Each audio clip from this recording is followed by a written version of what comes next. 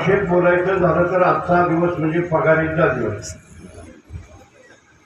पगारीचा दिवस महत्वाचा असतो.